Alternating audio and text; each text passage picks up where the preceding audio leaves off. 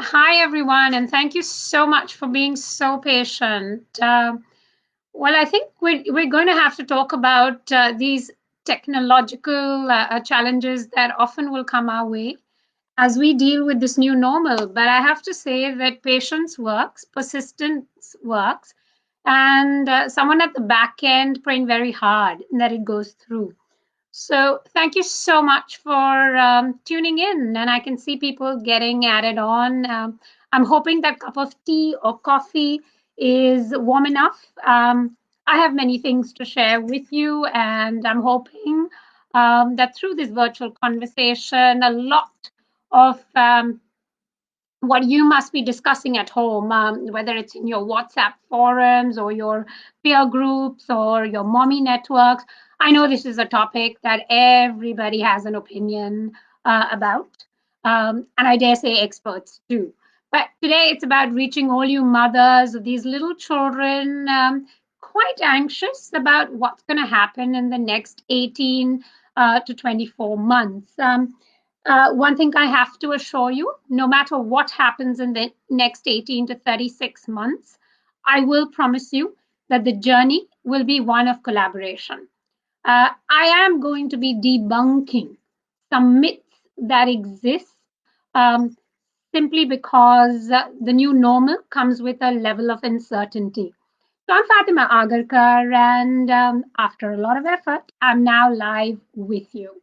Um, you know, it's a topic that's very close to my heart because, in a lot of ways, I connect with you as mums, and if there are dads tuning in, as parents as well. I'm an educator. I'm also a parent. Mine, my child is in the middle school, but I can remember the early days when my little one was just about to start school. I had the same queries, and forget about COVID-19.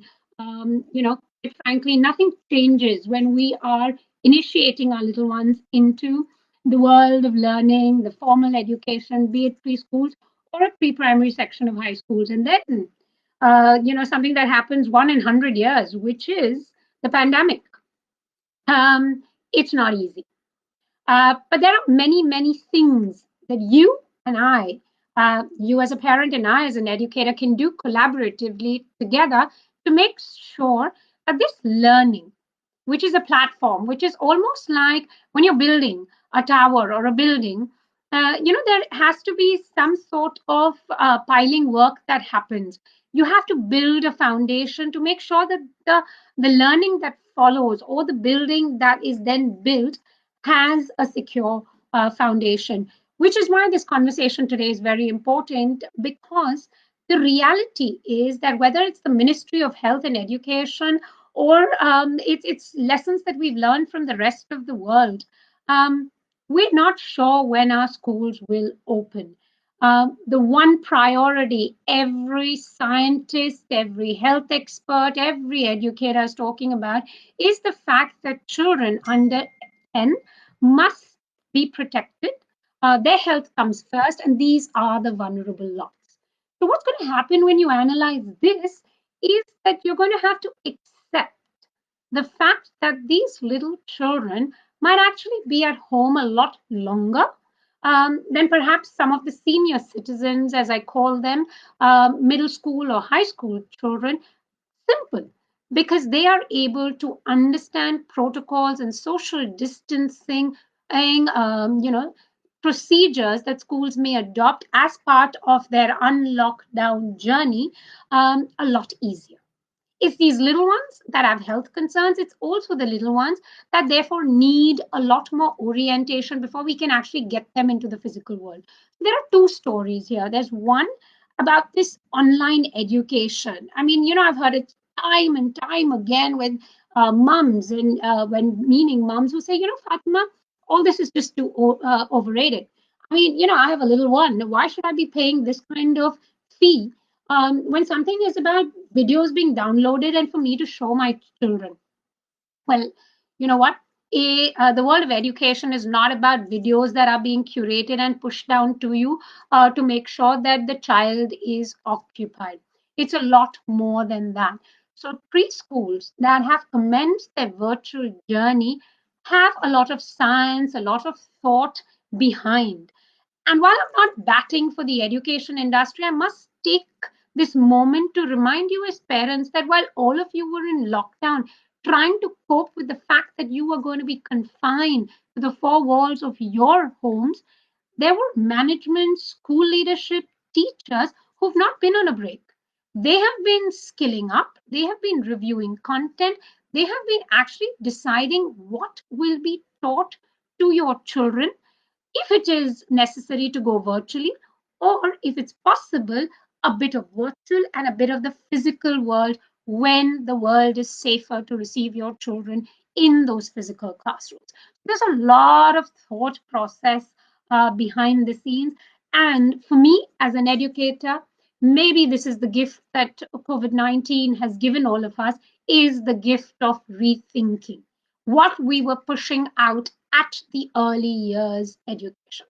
We've sat back and rethought about what we need to be teaching our children. There's a whole pedagogical change, which basically means is that we are deciding now what are the important core skills that will build that foundation. Remember, I told you it's about the building. That base has to be very strong because anything you put on top cannot be shaky. It has to be strong enough.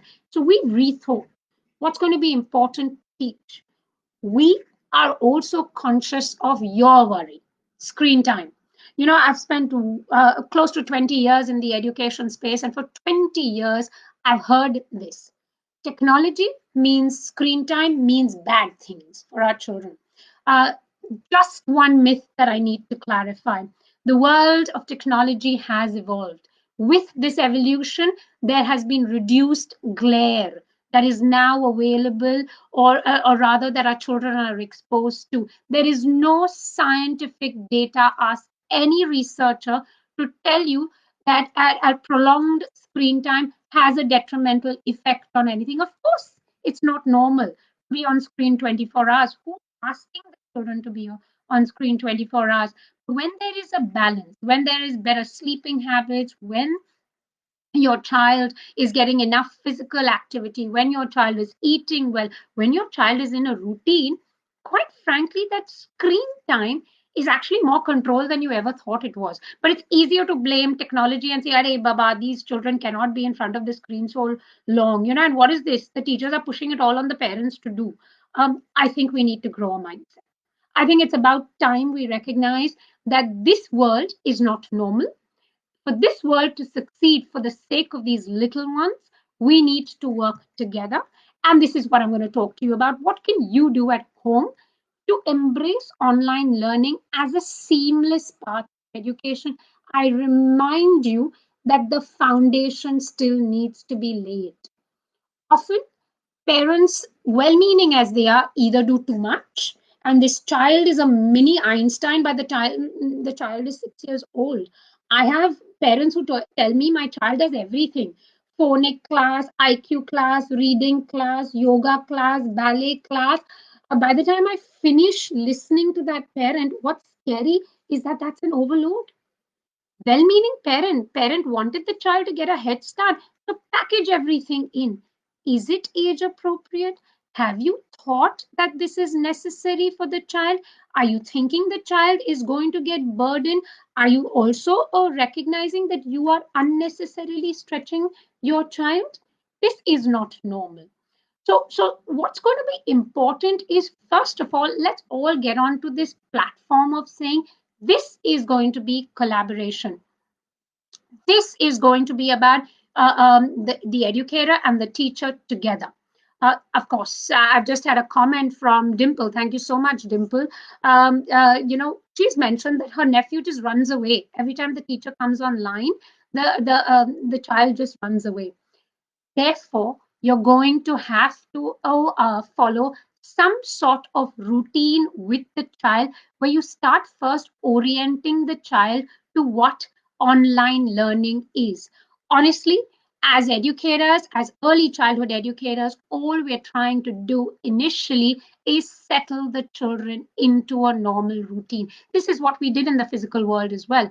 When we get these kids in, do you know, for the first 4 weeks, It's simply getting the children comfortable, getting the children to understand, getting the children to be socially accepting of each other and the new teacher. So it's basically about settling.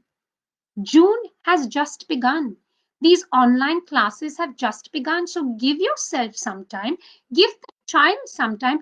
Remember when we introduced potty training to our children as early as, well, there are some moms who do it as early as 9 months, and I don't know how they figure it out. But the ideal age for a routine to be set in would be anything from 13 months to 15 months. That's a good sensible age to potty train the child, and it follows a 3-day cycle of being consistent. They are little ones. Do you think when they come to us in a physical classroom, they just sit for 40 minutes in front of us? Honestly, it's minutes that we program as 20-minute cycles in a school routine. They do not sit in front of us and just accept us initially. Like that, this online education is going to require the children to get oriented and settled in. Allow that. What you have done is schools opening in 3 or 4 days. You've already passed a judgment call. You've already decided this will not work. If this doesn't work, what is your alternative? We've thought it through as educators. We cannot have these children who finish school sometime in April. Well, March we were in lockdown. From March to June, without a channelized, structured, but fun and engaging routine, these children will start getting lost. And like I said, well meaning parents do not know how to program this so that there is a balance of everything, which is online screen time, learning, activities, fun. So for me, my message to you is sort of an acronym that I'm going to leave you all with, because you'll forget what Fatima said because she's going to say 20 things to you. But if this online education for you has to be a success story, which it should be, because quite frankly, children will be away from the physical world for a bit longer, even though our industries have opened up, and rightfully so. It's the simple acronym. Let's accept the C reality. Now, each of these letters has one little strategy for you. So let's begin with the letter L. First of all, I'm going to say level your expectations, lower them down. Accept that what happens in the physical world will not happen in the virtual world. And therefore, my next one is going to be empathy. Have empathy for the teacher, have empathy for the child, and have empathy for yourself. If your child is unable to get used to sitting in front of the screen, maybe you need to do a few things with the child, which is what I call sitting tolerance, attention span, and allowing the child to have these little mini sessions before you even attempt for the child to engage with any live session that the teacher has with the child. You might actually write back to the teacher and say, my child is unable to, so what should I do? Can we do a little precursor before my child sits in? Okay, and that takes me to my next letter, which is the letter T, tolerance. Quite frankly, what other children are doing is not what your child is going to. And this is something that the mothers must accept, that we must stop comparing what other 40 children are doing on screen and what our child is doing. I think we recognize that our child is unique, our child is different. If the child is running away, put the screen down, make an effort to write to the teacher and saying this is not working. So what can we do? Can we have a smaller class? The teachers are today open to have 3 or 4 kids who are find it very difficult to engage in a larger classroom to do that. When your child is sitting next to you, all you might want to do is softly talk to the child by switching off your audio option and allow and reminding the child about all the little things that the teacher is also saying. So co-teaching. Do you know what? At preschool levels, our online curriculum is not more than an hour and a half. And this hour and a half has anyway been broken into 20 small minutes where we're thinking about language arts, we're thinking about, the phonic sounds. We're also thinking about stories and rhymes, because right now, even if they focus on their listening skills, how they can eventually combine two sounds together to speak better, increase their vocab, eventually start writing, are skills that can be taken on. So parents, first of all, grow that mindset to say, I am going to lower my expectations, remain empathetic. I am also going to tolerate my child a bit more. And the S, next letter, actually stands for simply remaining stress free. You calm down. I think the team at First Cry would have had a panic attack for the last half an hour. We're trying to figure out this technology. 4 times I've actually said, shall we just cancel this session? Shall we just give it a shot the other day? This is where they said, relax, it happens, we can deal with it, we'll find solutions. So if you feel this 1.5 hours too much for your child, because your child is a kinesthetic learner, which basically means your child needs to run around too much, allow the child to do it. You remain engaged with that 1.5 hour session. You pick up what the teacher is trying to say and let the child get those mini breaks. I call them eye breaks. In our physical world, the children need to move. We can do that. Teachers are planning these activities to make sure movement happens, but in the virtual world it becomes difficult. Someone's connectivity is a problem. Sometimes the teacher is trying to draw someone's attention. You play that co-facilitator and you recognize that your kid's not coping. So I'm not going to get stressed. I'm just going to tell my child, okay, go, go to the room, come back, calm him down. You pay attention to what the teacher is saying, and then just repeat those activities to your child. This brings me, so the let's bit is my macro strategy for you. My next one is, I remember I said, let's accept the C reality. So let's go to the acronym ACCEPT. You know what? Assign simple goals. As a mother, this is about time you know your child better than your teachers, because you know what you have done over summer. You know how difficult it has been in your house, where you had no house help, where your husband was stressed, where your mother in law might have not been well. You know your family situation. So, you know what? You can take this curriculum or whatever your school is telling you and say, I can't do it all. I'm going to do the two important things, which are, I can work with stories, I can work with rhymes, and I can do basic activities with my child curriculum wise. But you know what? I'm going to focus on other things, which is getting my child to be a lot more organized, sleep on time, rest on time, do the physical activities, help out with household chores, do a bit of dance and music and activities that he can cope with or she can cope. So when you assign realistic goals for your family, you know what? You will then start to the C, communicate with the teacher, collaborate with maybe another mom. You see, some of the other moms are much more calmer, much more in position. You've got into those WhatsApp chats and you find that, their kids are listening. So you might just collaborate with that mother and say, can you also, work with my child? Can my child be there when you're reading that story to your child? It'll be a nice group time. You can do this, provided you've just paid attention to what the teacher has said. My second C in the word accept is also communicate with, perhaps in the case of special needs, your therapists, your counselors. You can also Google some strategies to help calm the child down. So these are calming exercises.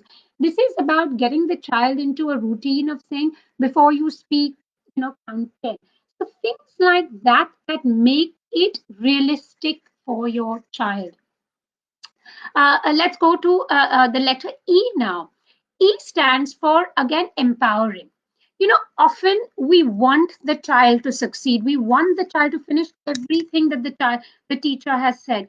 So why don't we this time actually turn it around and use this lockdown time or the virtual learning to say, I'm going to let my child make some choices. My child doesn't want to listen to the teacher online. So what are the options for my child? Give your child the options. Walk the child through the number of options and allow your child to take some of these options. Remember, in a routine that you would have set for the child, you would have put this time down as this time for in that sense, formal teaching, learning with your child and the school. So you have put aside your work and you're going to do it with your child. Allow the child to exercise some options. This is called empowerment, and it's very important because at the early childhood education, if you allow your child to become that sort of decision maker or guide the child, of course, the child is not going to say yes to everything you say. So walk your child through. Okay, you have three options. Would you like to do this, or how about this, or how about this? So what do you think? Typically, children go with the first option. So make sure that option is the one that you want the child to follow. Use these smart techniques to engage with your child while you do it. That gives me down, that brings me to the letter P. P actually stands for a lot of partnership with people in your house. You're a working mom or you're a homemaker. Why don't you actually have perhaps the grandmom help out? Perhaps if it's possible with the father who's working from home, help out for some of the sessions where you're not physically, responsible for the child Monday to Friday. It's a huge task. It becomes difficult. It'll be emotionally draining for you because you're constantly having to play good cop and bad cop, which is where you get a partnership going with some member in your family and actually delegate a bit of that responsibility. You might actually find that as the child goes through it, and when you start documenting a journal, when you're around, the child tends to throw more tantrums, which is my next one, the T. There are lots of tantrums the children will throw when you're around because the child knows he can get away. So this is where you create a balance between when you need to put your foot down and have someone else partner that journey. I'm going to the next acronym, which is the. So remember, it's let's accept the C reality. Now, this stands for, again, very, very important aspects, which is timetabling a routine in place. A lot of the schools today will either have live sessions. If you're not in a position to go on live because you're working or you have your household chores and there's too much happening in the morning or the routine the school set, they do have an option for offline recording. But basically, you still have access to the content the teachers is sharing, but you can do it at a flexible time, at a time where the child is a lot more calmer. That is provided you have a timetable for your child in place. Of course, with summer, children are not sleeping on time. The age group we're talking about, 2 to 6, children should be sleeping for anything between 12 to 14 hours. I will tell you that Indian children do not have the habit of sleeping longer. They sleep late. Your child should be in bed by 8:39. There are no excuses, COVID-19 or otherwise, for the children to be sleeping. So it's very, very important. Sleep routines get settled, eating right. You can prolong this. Therefore, exercise the flexibility of actually not having your children on those online sessions if you are too stressed to do it. But if you can and think of it as a normal school, you will anyway regulate that time to make sure your child is up by 7 if the class is starting by 9, because by then you finish the bathing, a leisurely breakfast, and you're getting the child in front for that online session in a way that the child is fresh enough to receive it. So let's go to the other letter now, letter H. H actually stands for a very important aspect of early childhood education, which is humor. Stanford has this beautiful statistic that children laugh as much as 209 times in a day, and it's adults that actually rob them of this because we don't introduce humor. You've got to give it that the routine that you're setting might go through a toss. Use a lot of humor, a lot of laughter, a lot of smiles to get your children back engaged. Honestly, it'll help you calm down. Which brings me to my last letter in this acronym, which is the letter E.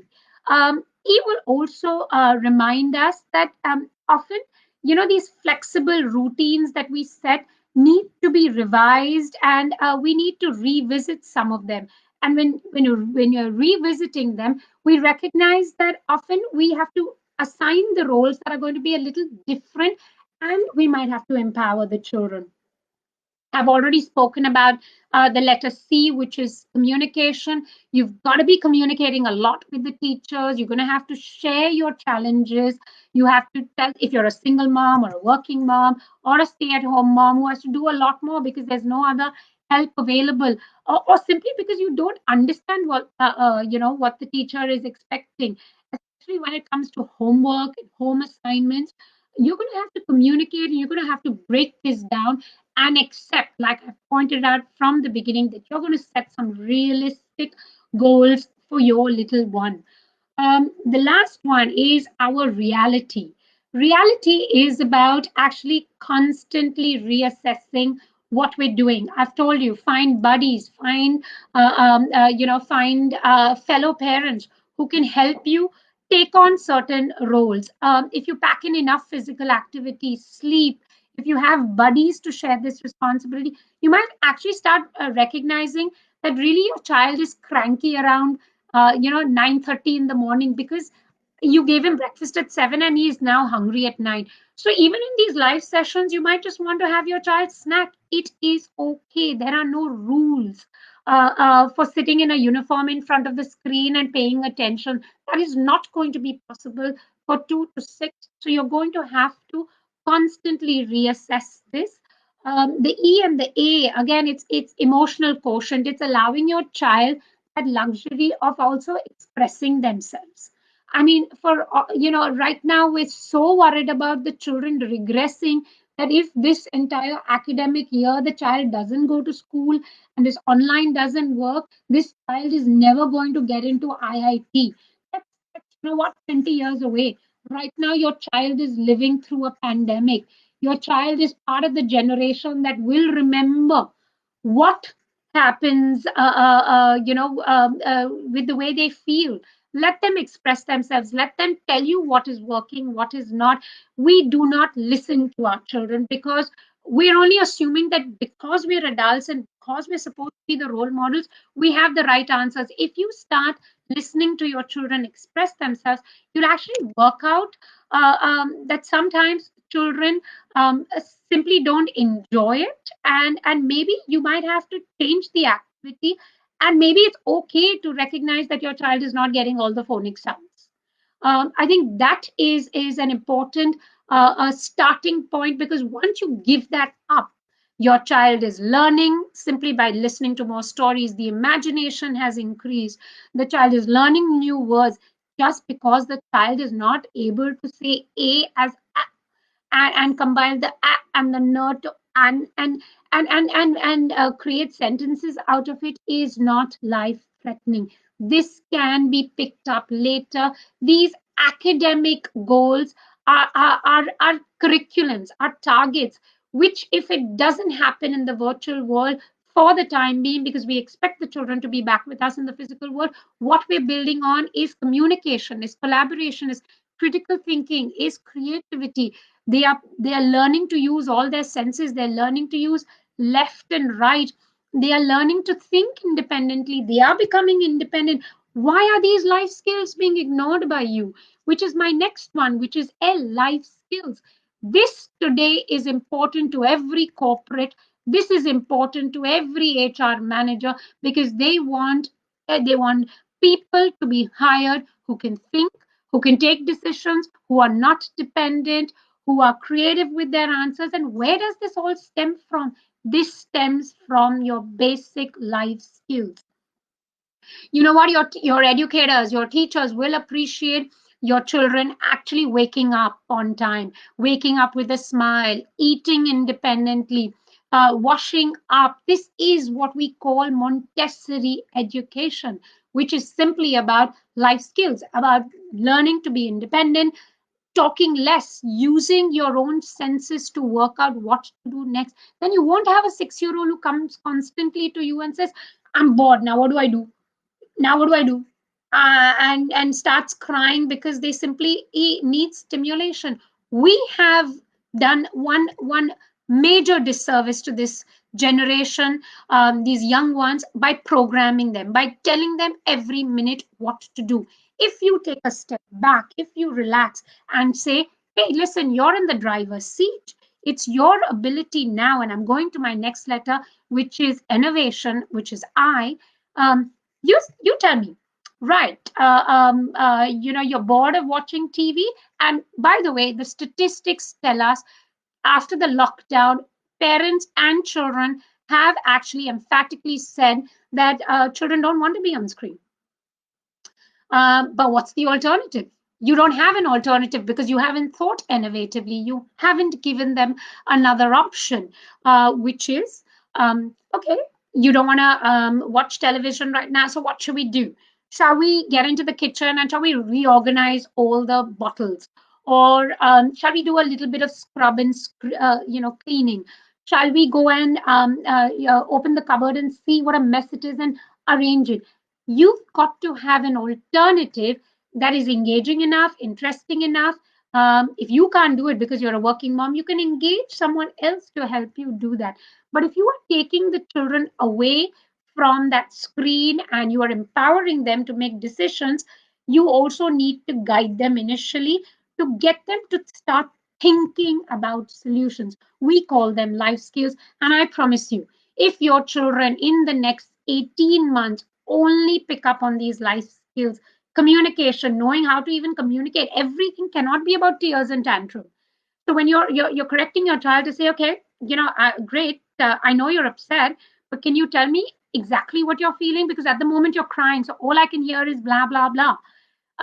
Teach your children to communicate. Let them express themselves. Let them tell you what they're feeling and walk them through what they can do to help themselves. Life skills, innovation.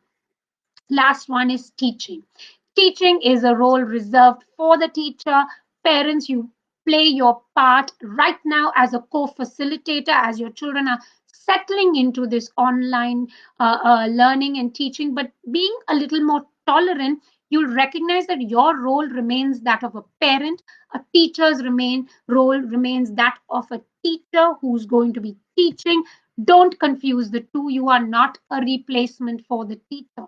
And if your child is not able to meet all the milestones like a teacher would do in the physical world, she would walk it through. Teachers today are going out of their way to even have these personal sessions with the children. So before you start putting pressure on yourself, start judging yourself, and start feeling so small, because you know what? You saw on Instagram everyone posting these amazingly cool videos where the child has done this perfect worksheet and built some Lego and drawn something so beautiful, and all your child has done is cry all day.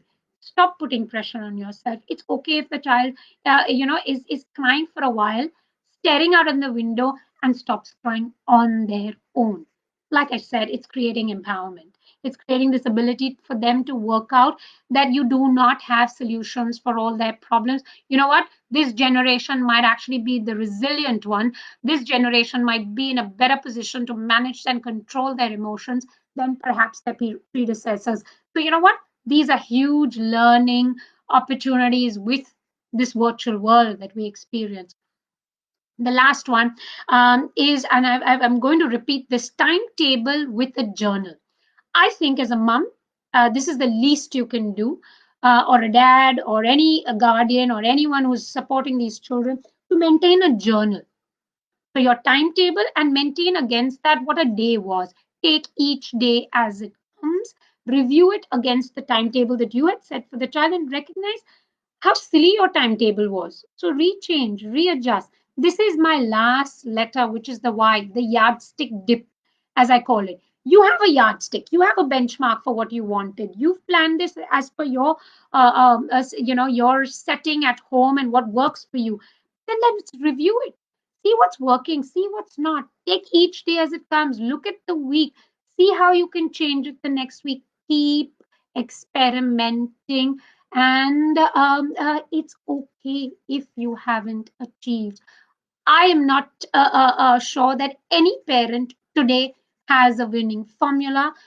I am also sure that no educator has the perfect winning formula. We're in this together. We are assessing as you are assessing. We are collaborating. And therefore, this online education is not a stress point.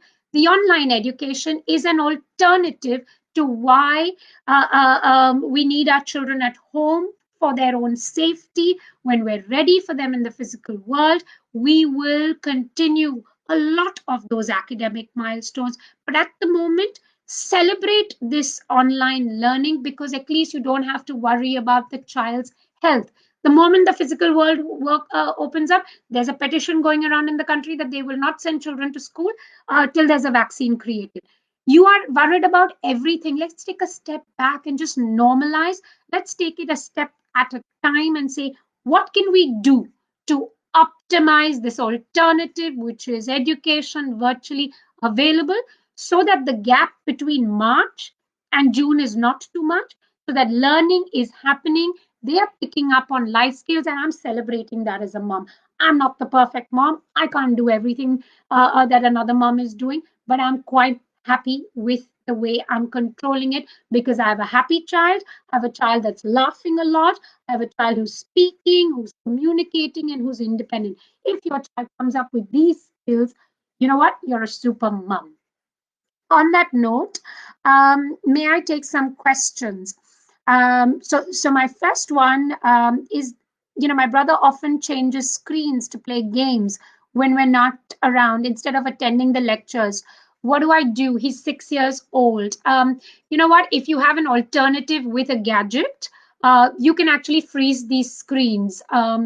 If it's possible, let your child even watch some of these online sessions with a smartphone, if that's possible. You might have screen locks. There's an option of users. So for your brother, for the older one, have a separate username. For the younger one, have a separate username, so that it's cataloged. And you might actually sit down and explain to the 6-year-old that you know what, you created a schedule. You gave in to when he said he needed this amount of time to play games. Now that time is over, so he's going to have to do work. And every time he misses out, I call these essential agreements, and doesn't honor his end of the bargain, there have to be consequences. I mean, your child wants to have an apple pie or chocolates every single day. Do you give it? No, you don't. You create certain rules. Like that, there are rules for screen time, and it's only about communicating and spelling it out. Let your child and you figure that out. You also have the option of separate screens. How do I schedule screen time around online classes? I try to limit my kids' screen time. I'm just going to take a few questions from, hold on.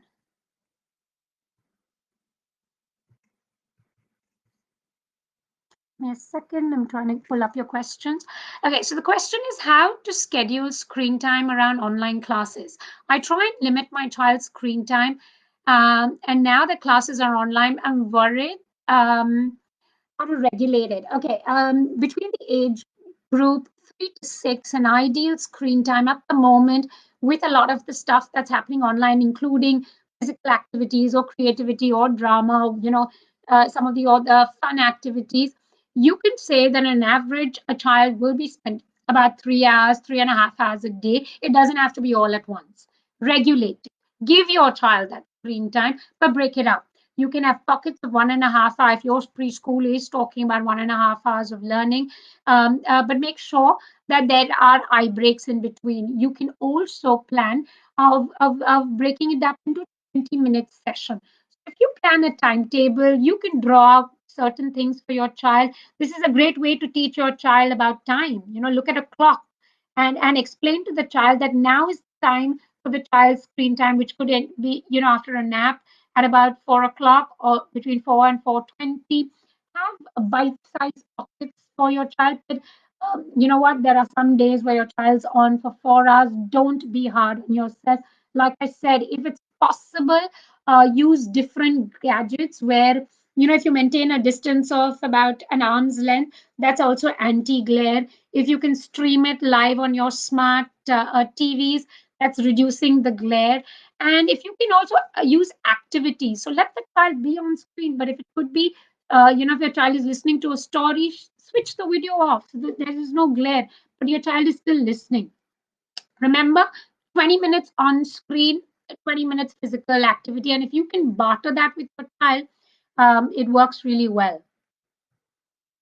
My daughter likes watching rhymes on YouTube. But when I make her sit for the online session, she wants it at all. I have to sit with her every time when there is a session. Please suggest how I should build on her interest. It looks like your child is one that will need reminders. We have a lot of them in our physical world, in our classrooms as well, where at times we keep children next to us because they tend to want to get up. They kind of static learners. They like their movement. When a child is listening to rhymes on YouTube, often that's entertainment for them. But try and give 3 hours of just listening to rhymes on YouTube. That won't be fun for the child. I would suggest that initially you will have to partner sitting with your child for periods, but start putting these little baby steps in. So sit with your child. When you see the child is slightly more engaged than previously, take those 10-minute breaks, be around, observe, come back in. My sense is give the child 5 minutes of screen time with you when the session is online.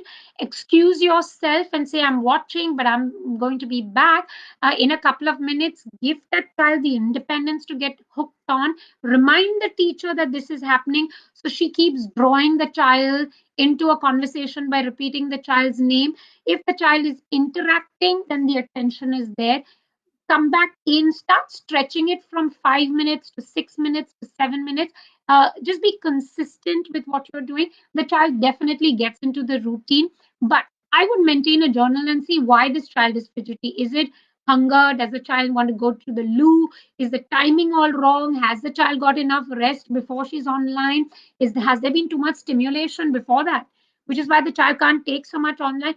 So please analyze the reasons why your child is fidgety, because it is a scientific data that children are more hooked on to audio visual than simply an audio. So work out what is really the trigger point. Start slowly, but it looks like your child will need support. You might actually take a break and have maybe a Didi sit next to your child. Sometimes children just need an adult to be seated next to them so that they're more conscious and they're more focused. So just try and work out by maintaining a diary at least for a week to see what the child's trigger point is. Um, right. There's another question about the fact that everyone's a bit concerned about the regression that children might go through simply because they're not in the physical world. Somehow, learning has been focused on attached to a physical world. I mean, unless the children are in school, they're not learning. Quite frankly, if you look at the narrative world over, learning is not only in the physical spaces. For once, celebrate the fact that learning is happening everywhere. It's like what our ex-president had to say, that it isn't learning is basically in your mind. The infrastructure is in your mind. Physical world was because we bring communities together. Now, when it is not possible to bring these communities together, we are now doing it offline. We're doing it by socially connecting with the children. No child is going to go through this pandemic without learning. Your child has already benefited from having your undivided attention for months at stretch, both parents in the home, if both parents were in the same city and are in the home, but most households have that. You know what? This generation is the only generation to have so much uninterrupted time with both their parents. I think that's learning in itself. They're learning so much more. So in your mind, the syllabus learning can be caught up for. But this experience of being with their parents, enjoying making some choices and independence is, for in my books, the greatest learning of all. Um, any more questions for me? If you would like to type them in, I can answer them. Okay, I've got a question that's popped up on my phone. My son is 4.5 years old. All schools are going online, but I don't think it'll be helpful for such an age group. Teachers can verbally teach, but they can't check whether kids are writing properly or not. Very important point, because I think a lot of the mothers seem to be concerned about the written work. At early childhood education, in fact, the government of India, now with the new education bill draft that is going to be tabled shortly, has actually spoken about education from nursery up to grade 2, that's up to a grade age 8, as early childhood education. And what are the principles of early childhood education? It's fine and gross motor development. And language is first focused on listening, speaking, reading, writing as the last skill. You know what? As Indians, we are always very, very ambitious when it comes to our children. We want our children at 2.5 to be holding the pencil and writing. And for me, that is a crime, because research says that when you are putting a child with a pencil in the hand at such an early age, without the muscles in the hands being developed, without them having that muscle memory or them being supple enough, what you have done is you've artificially put things in their head, which is why they start detesting writing. And this is a problem of our industry, simply because parents feel unless the children write, they haven't learned. Well, that's a fact to be changed now. This is a myth to be debunked. Remember, it is taught as listening, speaking, reading, writing. If we can build on listening, speaking, and reading right now, writing is a product that will take place very quickly if the children have learned to listen. You have just told me your children cannot even bear to sit in front of the screen when someone's talking. So build on that, build on the listening tolerance, build on the sitting tolerance, build on the attention right now. Then it's about speaking. Let the children speak, let the children express. If you read enough, and that is the only thing you do, your children will be better off with grammar. And this is a scientific statistic. Children whose parents read to them, children who are used to listening and reading or listening to stories, have their grammar much easily worked out. English is an unscientific language. We'll teach them the naughty words, the difficult words, and we'll help them structure those compositions in time. Writing is the least of the priority right now, up to age 6.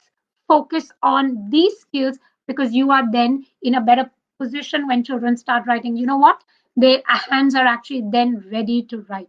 Why don't you do fine and gross motor activities? Why don't you have your children mop the floor, sweep the floor? That's great for building muscle memories. Let them tell, let them use maida, play doh, manipulate, use those hands to build on muscle memory. For God's sake, parents, this is something we don't do as parents. We just want to see it in writing. And if the children have written enough, it has been learned. And science will tell you they haven't learned. All they've done is reproduce something which they will forget. But this process will actually help them to become more lifelong learners. My daughter is 2.6 years, and she's never been to school. I was planning about it, but dropped the idea due to the coronavirus. Now, how should I teach her things so that she doesn't stay behind in comparison to children of the same age? Her child would have been in what I call either playgroup or pre-nursery, which is a precursor to nursery. Young age group, I have just told you, if you can focus on 5 things: a fine and gross motor development. So let the child play, run, use, sorting with even seeds at home, grains, peeling, crushing, lots of maida, play-doh. Build on that muscle memory. Let the child paint, color, use so many different materials: charcoal, crayon, pencils, pens, whatever. Big sheet of paper on the floor, and let the child just use whatever is in her head to draw. That's fine and gross motor development. Plenty of YouTube activities available, but I don't believe in that kind of structure. I think as mom, you can just read. Enough available, enough free sites. There is a beautiful company called Scholastic. They are a 100-year-old US company. Lots of stories, age appropriate. Read to them. Let the children listen to a lot of rhymes. Doesn't have to be audiovisual, can just be audio. Make up a story with your child. Constantly involve your child in your daily chores. Yeah, you know what? Math is very simple when you actually get the child to just look at the face and start counting. At this age, we only teach the children up to 5. Can you not do that? Every time the child is attempting to use objects, just keep counting. That's called oral counting. You might want to even dabble with drawing a straight line and saying that's 1, uh, 2, finger writing, lots and lots of ways. There is no regression. If your child is doing this, and if your child continues to do this for the next 6 months, there's no regression with your child. I'm going to take another question. Okay, my son is 2.6 years. I was with a play school. He's in play group. Received few nursery class videos and links to show him, but that made him more interested in the mobile phone. He doesn't want to leave the phone after watching educational videos and flip the video. Of course, he's 2. He's 2.5. You know what? The mobile phone is fascinating. There's so much to be done with the mobile phone. For me, this child is extremely curious. So my suggestion is drop the videos for this kid. You've seen the videos. You can just read up that, just narrate that story to the child. Just get your child to listen to you if it's possible and you're not working. But you know what? Even work from home, you can afford to take those 20-minute breaks and be with your son and just narrate whatever the teacher has taught him in the video. What is the teacher teaching? The teacher is going to be teaching at nursery about who I am as a person, myself.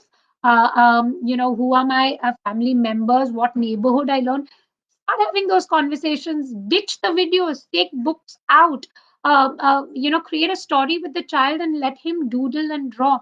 Uh, I am a bit concerned that you seem to want to follow everything. Like I've just explained with my let's accept the see reality. Just set some realistic goals. I would, if I was in your place, I would call the nursery teacher and tell her of this problem. She would actually start engaging with the child by actually throwing over a question to the child, and suddenly he's recognizing that his name was called. Um, and if it's possible, can you not use the phone for children that early? Sorry, with early childhood education, my advice is to use a bigger screen if it's possible, a laptop or a TV. Don't give the mobile phone because one, it's mobile. So at any point, it's very easy to recognize. I would rather dedicate the screen to a location where the child doesn't have absolute, access to. That'll actually ditch this fascination for the mobile, or then allow the child to view the mobile with you. So the fashion, because you keep saying no, the child is hooked onto it. You might want to try that on.